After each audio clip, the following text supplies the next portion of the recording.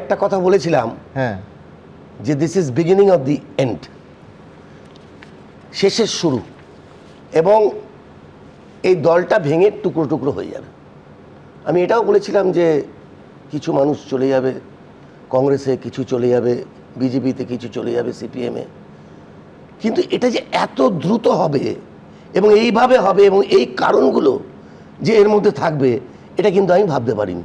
দেখুন, আপনি জানেন আমি গত 2.5 বছর ধরে আমি আপনার স্টুডিওতে আসছি না। আমি তৃতীয়বারের জন্য অ্যাডভোকেট জেনারেলের দায়িত্ব নেওয়ার পর একটা সাংবিধানিক পদ, এবং আমি আজকেও বলেছি যে আমি কিন্তু বক্তব্য রাখবো আইনগত ব্যাপারটা।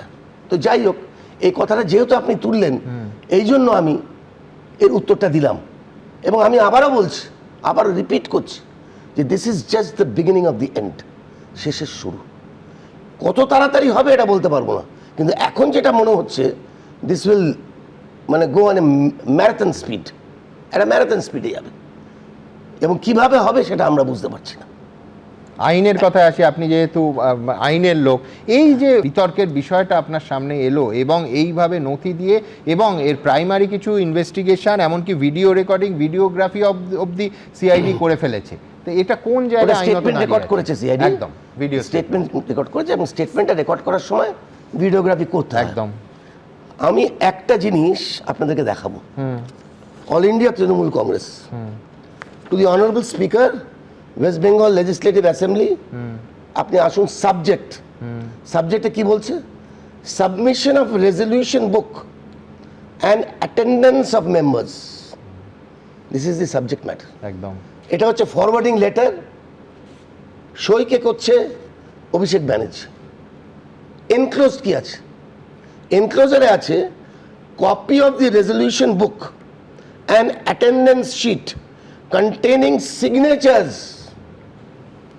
containing signatures of members present at the meeting।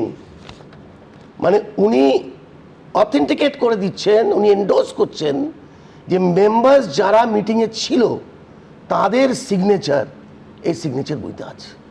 সুতরাং এখানে কিন্তু কতগুলো ধারা চলে আসছে, যেগুলো এক্ষুনি নজরুলবাবু বলছিলেন। একটা হচ্ছে সেকশন 61 অফ দি বিএনএস, সেটা হচ্ছে criminal conspiracy.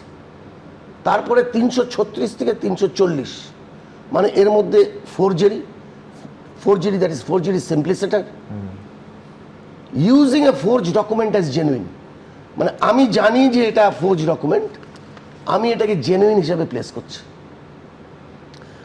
And forgery for the purpose of cheating. এটা কেন বলছি আমি চিটিং? তার কারণ হচ্ছে একটা হাউস, ইলেক্টেড হাউস, বিধানসভা, সেই বিধানসভায় মাননীয় স্পিকারকে আমি এই রেজলিউশন পাঠাচ্ছি অ্যালং উইথ দ্য সিগনেচার্স অ্যালিজেডলি ফোর্জড। তো সেটা যদি হয়ে থাকে এটা একটা খুব গুরুতর অপরাধ, এবং এটা কিন্তু কগনিজেবল অফেন্স, নন বেলেবল অফেন্স, এবং এটার সাজা কিন্তু আপ টু 7 বছর যদি প্রমাণ হয়। এবারে কথাটা হচ্ছে, আমি শুনছিলাম প্রদীপ্তর কথা এক্ষুনি, যে আমি বলে দিয়েছি, ধরুন আমি এমএলএ, আমি বলে দিলাম আপনাকে, আমি কনসেন্ট দিলাম, হ্যাঁ করুন, আমি কনসেন্ট করলাম, এতে প্রক্সি চলে না। এখানে আমি রেজলিউশনটা পাঠাচ্ছি মাননীয় স্পিকারকে for the purpose of electing the leader of the opposition, which is a constitutional office. আমি এটা পারি না করতে। আমি একটাই কথা বলবো যে দেখুন, এই দুর্নীতি, আমি এর আগের দিনও বলেছি যে এই দুর্নীতি, এই যে র্যান্ডাম করাপশন, মানে একদম র্যাম্পেন্ট করাপশন, এটা যে কত দূর গেছে। দল হারার পর, এই দলটি হারার পর এই মতো অবস্থাতেও তাদের শিক্ষা হলো না।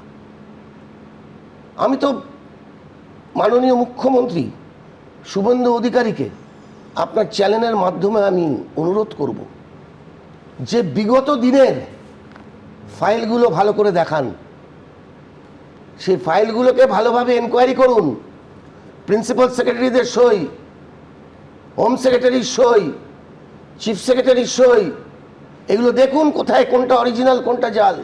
কি ভয়ঙ্কর সম্ভাবনা বলছেন আপনি। হতে পারে বিশ্বজিৎ, যদি আজকে আমলাদের সই জাল, যদি আজকে এমএলএদের সই হ্যাঁ অ্যালিজেডলি, আমি বলছি না এখানে তো সই জাল করা দরকার তো ছিল না। এক মিনিট, আমি বলছি অ্যালিজেডলি হ্যাঁ forged. The allegation is that the signatures are forged. তাহলে এই এনকোয়ারিটা কেন হবে না?